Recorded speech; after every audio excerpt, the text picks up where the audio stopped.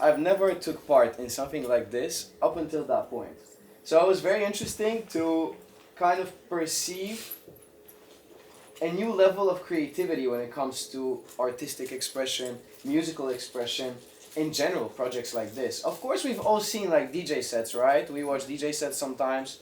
Like we put it on at home to listen to while we clean the house, while we study, Background music. while we do pre's. Like there's so many things that we do with DJ sets. Yeah. But this was so much more than a DJ set, and for me, it conveys it in the video itself, but also in the production side of things. Being behind the scenes, it was so interesting to see how many of these things are actually going into it, you know, and how prepared the whole team was. That was for me the craziest part. And of course, those of you that know what Boogie House does, we do also productions, but this was a completely different level of a production. It was a different dimension with so many different elements, and I believe that Cedric did an amazing work with every team member because everyone knew what they were supposed to do, everyone was briefed, and it's amazing to see that everyone was on the same page. Like, really, amazing work. Thank you so much. I really appreciate to hear that. Like seriously, it was a lot of work beforehand, but it was so much fun to work with all of you guys. Like you prepared the DJ set beforehand. It was played live, no worries. But but still, we still have to like talk about the set list and stuff. And he did an amazing job with interpreting the briefing. In general, like the projects that we do are pretty much a creative space where we build a framework, a vision of what we want to see, what we want to show, and what we want to create. And then everyone who's involved get the chance to basically express themselves in what they do best. For example, Kirill got the briefing of, we're going to Giethoorn, we're going to be on a boat, and we're going to be tripping out, and it's going to be a dynamic and hype and energetic DJ set, and play to your heart's content. And I think he did an amazing job. It was so well done. Like the dynamics of the DJ set are off the charts, but that was brief. I think some people would say like, wow, that's new, but I loved it. I think it was great, and it fits the vibe that we were going for. So thank you very much. Thank you. I mean, for me it was also very interesting because, yeah, for me a DJ set in general, DJs and artists, specifically DJs, because I think artists is a bit separate, it's a more general category, but DJs, they are supposed to bend those genre frames and those limitations. I mean, I moved to Amsterdam, I got into the world of electronic music, right? I started going to these events, and I was having this feeling like I came to a party at 11 with my best friends. Some of them are in this very room. Hi, Ian. And yeah, so the thing is that we came to these parties, and it was 11 p.m., right? And it was like, it was house music most of the time, because we went to house music events, and it was maybe 130 BPM. Then fast forward 6 hours, right? It's 4 or 5 a.m. and then the DJ plays still 130 BPM, still house music, and I was like, okay, where's the progression? Where is the change? Where's the shift? For me, that was also an important realization. DJs are supposed to blend genres. They are supposed to surprise the crowd. They are supposed to give them something that other DJs are afraid to do. And that's what I tried to do with this set as well. I tried different techniques that I was kind of afraid to use before. I tried doing vocal chops, I was trying to use acapellas, I was trying to use effects that I never used before, and I was like, okay, why don't we explore it? And honestly, it was thanks to the brief itself, thanks to the concept of this experience. I think if Cedric didn't come with the whole team with this idea, then I wouldn't have an opportunity to kind of explore that. And I was always looking for that, for like self-exploration with sound and what I want to deliver. Yeah. You did so well. Like just like it felt like you've done it a few times already. So it's so much fun. Yeah. Honestly. Yeah, we saw that. You had a lot of fun there. Yeah, I mean smiling the entire time. We had so many shots. Like, is it a reuse? No, it's a different shot. Is it a reuse? No, it's a different shot. Oh yeah. But Ricky, you saw the experience for the final product for the first time as well. Yeah. What do you think? Like you saw all the raw footage, and now you see it like put together with the grading on it and stuff. Like, how did it feel for you? It was immersive. I think it was so immersive to see like what came out together because I edited as well. Yeah, sure. And together with Marvin, but the final product, which is today, so amazing. The colors, the vibe, and Yeah. the fun we had. I think we expressed it very well, and just the thing we're going for, like our intentions and our goal was met. I would say. So Absolutely. I feel like everyone had fun. The entire team was a crazy day actually, because everyone just like happy and exhausted and just tired, but we had the best time. I Yeah. would say. It was really a crazy day, like It crazy was. days, better said. Yeah. What would you say is what was the most chaotic or like funny moment we had there? Okay, there was one time our boat got stuck somewhere. I don't know how, I don't know why, but it got stuck. Not just one boat, both. Both. And we couldn't like even move, so we stood there for an hour. We just, the Kira was on the bench, as you could see, and me and Timish, we were just on the boat. We were just waiting and vibing, and just waited for an hour to get rescued. So eventually someone came, but in between we had a fun time, right? We just played music, random music, just did something funny. So that is the funniest thing actually. Yeah, I get that. Like my boat at least was near a pier, so we were able to like get off or like try around with the engine to move forward or backwards. But their boat literally just like drifted off somewhere. Yeah. Even though we tried to. I just saw them like going further and further and further and further. And suddenly they were stuck somewhere. It's like, bye bye. Luckily we had the walkie-talkies to talk a little bit, at least a little bit. But then I just saw like Kirill like running around. There was like a private area for like people living there, and he just like running around. There was like this lady coming up with 2 dogs, and I was like, oh my freaking god. Yeah, I was afraid at first actually. She's going to yell at us so bad, and suddenly she was so nice. Keep in mind, we entered someone's private property. Yeah. Basically, like breaking and entering, you know? Yeah. And we were just like, can we just walk around here? We're stuck. And she's like, yeah, no worries, no problem. And suddenly the husband came, and he looked so mean, but he was alright, right? The husband, oh my god. So the guy comes, and he was like, oh, so what's happening? I'm like, yeah, we got stuck. The reason why we got stuck, I think that's the funniest part. Yeah. So that was the idea for the shot where I would be meditating on a bench, and it was also in the final product. Super funny. But the reason why we got stuck is because we had to swim to that bench, you know? So once we swam there, of course some plants got stuck in our engine. And then our boat just didn't go forward, didn't go backward, and it just started drifting away. I was sitting on a bench, seeing Ricky and Hamish literally drift away. I was like, what is going on? Like, I was so confused. I think everyone from the team was so confused. Super random. But then the husband. So I'm trying to like understand what is gonna happen. So like calling Cedric, the guys are trying to do like a talk on a walkie-talkie. I was like, okay, let me go to talk to the guy. Maybe he is able to help, right? Maybe he knows, maybe, you know, this situation happened before. He is like, no, it's no problem, you can chill here, we can maybe call for help. And then he asked like, oh, what is going on? Why does the other boat has a DJ set? We were like, yeah, we are filming this experience. Suddenly he goes like, oh, I'm a producer, do you want to go to my studio and listen to my new track? I was like, what is going on? I was literally so confused, like it was a surreal experience. So literally the day was like full of like surprises. Yeah, unreal, but crazy. Yeah. Crazy. That's part of it. It's part of it. It never goes as you plan. Yeah. You can plan as well as you want, but it never goes as planned. And sometimes these little surprises just make the production or like make the project. And it was a very chaotic situation. It was, and to be honest, from the outside I was cool as fuck, but on the inside I was sweating balls. No, Like, I can tell. my schedule. But we managed to capture everything. Yeah, we got everything. We got everything we wanted. So it was well planned by us. So.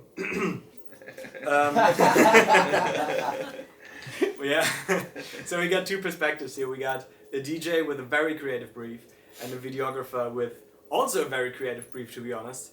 What would you guys say was your biggest challenge, especially when facing the project? The biggest challenge for me was to incorporate everything I want to shoot. So many visions, so many brainstorming sessions I had with myself as well, and also with Cedric and the team. And it was too many, to be honest. so we had to cut it down somewhere. Mm-hmm. And I think it was, yeah, just nice, a good mix of everything, I would say. Yeah, absolutely. I mean, we spent like hours over hours brainstorming beforehand. We had like calls in between other projects, and suddenly they went from like 1 hour to, oh, the Google Meet canceled, we need to set up another one. And we just, as this, I mentioned before, like this project was like very dear to my heart, and I wanted to be like as creative as possible and that everyone can involve their vision and creative ideas. So these brainstorming sessions went very large and very big, but also very productive. And I think we framed a few very cool shots, and as Ricky mentioned, we got everything we wanted, and it was amazing to see come together. And now in the final product, yeah.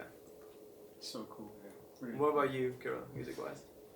Challenge. Well, for me the challenge was kind of to try to fit so much into one, and Basically the same. yeah, Cut it short. basically the reason why is that, yeah, as I said, for me the inspiration always with being a DJ is to blend so much, and I think the element of surprise and the creativity is what gives the DJ that edge. And it's not that I'm looking for the edge itself. However, I always want to surprise people. I always want to play like an edit that, for example, people know the vocals, but it's a new beat. Or maybe play like an instrumental and then include an a cappella. Speaking of, like the second part starting with Feel Good Inc. by Gorillaz, one of my favorite songs that I used to listen to at home when my parents were playing it, my dad. And then matching it together with Kendrick Lamar with the DNA vocals. Like when this idea popped up in my head, I was like, okay, I have to do it, you know. And it's like these little things like this, these elements, these sparks of creativity, and how to incorporate it is really what was the challenge for me. But I think by kind of taking the time, analyzing what I want to do and how I want to convey it was the way to deal with it. And also for the artists in the room, this is really what I recommend. It worked for me, and I think for the rest of the people here can also work. Maybe not even just musically, like with everything in life, this can be a great way. Like if you conceptualize it, if you really think about it like in a chill way, calm manner, then you can really go for anything. And for me, this is how I tackled the biggest challenge that this kind of entailed for me. Cool. Well done. That was getting deep. Yeah. Deeper than expected, to be honest. Yeah. So we went through a lot of locations there. It was still like pretty much bound on like Amsterdam, the larger Amsterdam region, except for Giethoorn, of course. Kirill, do you have a location in your head that you would love to play in? Like not like one specific, for like an experience like that, like something that's diverse or something that has like your heart. Yeah, so maybe funny enough, when I was a kid, I used to love playgrounds. Like I used to spend so much time on the playground. Like I used to be like in the sand things, you know. Like I don't know, I just loved it. That's I why you always love had the like, swing so much. yeah, I love the swings. I literally like live for the swings to this day, you know.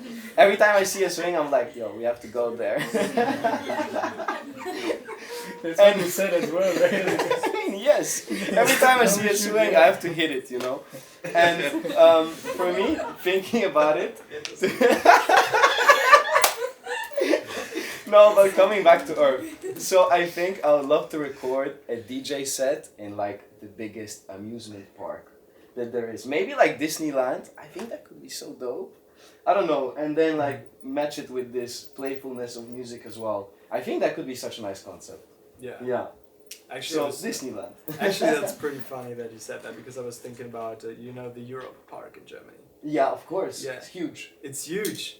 So And that was- next project? Next project, Next Europe Park. Then we can do something in France, or we can do something in Italy. Of course. That would be sick, actually. Crazy. But yeah, that was an idea I had last year, I think. But it's funny that you said that, because I think it would be really fucking cool. Well, did you trademark it? No, not yet. It's Don't one you- of we the have to talk markets, about so it. it's pretty easy. It's about time, I think, huh? But yeah. What about you, Ricky? Do you have anything that you would like to shoot with an artist or with a location that you always loved? And I know you love Malta. Yeah, I love Malta. Yeah, I've been there a few times, but no, it's a good question. I haven't thought about it actually, but yeah, it's something maybe like underground-ish, vibe-ish. I don't know. I like those sets, which is like always like inside somewhere like industrial, maybe somewhere which is not very common, so we can like just play around and just put our focus onto like the venue and also the DJ itself, but also like the lighting and stuff. I feel like if something with like not natural lights, but also like with lasers or anything on top of that, could be quite cool. So basically a videographer's playground because it's yeah. very dark and you can do whatever you like. Oh yeah. Yeah, pretty cool. A little bit rough around the edges, but that's pretty cool. Yeah. Yeah. I think it's something different. Usually. Absolutely, Yeah. absolutely. I can just imagine like being at like very like pitch black. You know, you have it pitch black, and then you just have like a stage, and then you basically play with the lights all the time. Yeah, exactly. You sync with the lights Yeah. and it's just go crazy. That'd be really cool. Yeah. Okay, guys, you guys have seen the experience now. Are there like any specific points you can pinpoint? Like you see it like through a different eye than like the general audience. Yeah. Because you guys have been there while filming it. Is there like a 10-second scene that you would pick as your favorite to show someone? If there's someone who hasn't seen it and you want to show it to him, 10 seconds. Do you have that? Ricky? Good question. If you want, I can. No, it's like creativity-wise, I would say maybe the next Next part. yeah. That was something else, I would say. Yeah, the NXT museum was really nice. Yeah, like the in-between parts between the two sets. Yeah. Yeah. Yeah, exactly. The middle part, definitely it would be the 10-second I would show to someone that didn't see it. But that's non-musical, let's say, because it did have the soundtracks of the artists that actually did the installations, which is a super nice fun fact. Yeah. But musically, I think coming back to the mix of Gorillaz and Kendrick Lamar, I think those 10 seconds when the vocals kick in from Kendrick, I would 100% show that. I get it. You hit it out of the park with this one. I love this part. I love this part, and I promise you, I'm already cutting on it. That's something that's something we need to get out of there. Of course. That was really cool. But yeah, I agree. The next part, the NXT part, was so cool to like. Little shout out to the NXT museum. Super cool guys there. The guys owning it, the guys working there, they're all so cool, so chill, and they just let us film there, partnered up with us in this project, and we just wanted to pay the respect to the respective artists of the art pieces, so we kept the original audio in because it's audio visual installations, and it would kind of like ruin the experience of the single art pieces if we would just put some music over it, and we wanted to respect the artists, therefore we had like this little in-between break, but that allowed us for the project, which I really love about this project, to have like these two sides. We have like a first part and we have a second part of the set, and I think they look different, they feel different, and this very trippy part in NXT, if you guys haven't noticed, this journey that we went through is basically a journey into his crazy tripping mind. This NXT part is a pretty much the high point of your trip, and pretty much kicks you into the next part. So this is for me, like creative wise, such a cool part and such an interesting part and very unique. Yes. I agree. Yeah, it was definitely like a very creative concept. I really enjoyed the idea of having like a break in a DJ set. Same way, like actually in a DJ set, like I appreciate when DJs go from high to a low, and cinematically this kind of felt like it, you know?